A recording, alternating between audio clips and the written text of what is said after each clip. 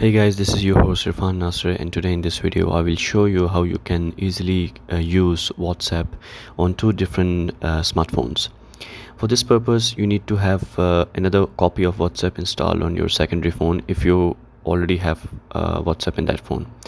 If you don't have, you can just download it from Play Store, or you can easily create another copy of the WhatsApp while going to the setting and clicking on the app clone. After doing this, you have to open the WhatsApp application on your phone. When you open the WhatsApp application on the phone, it takes you to the registration screen.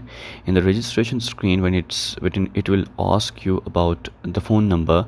You have to click on the top right three dots. And you click on the top right three dots, there's an option of companion mode.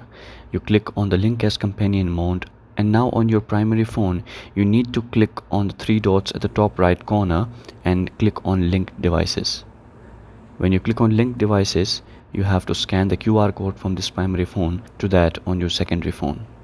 After scanning the QR code, your chats will load on the secondary phone. It will take some time in order to sync all your chats, and then you are good to go. So this way you can easily use WhatsApp on two phones at the same time. Thank you very much for watching, and I'll see you guys in the next one. Peace.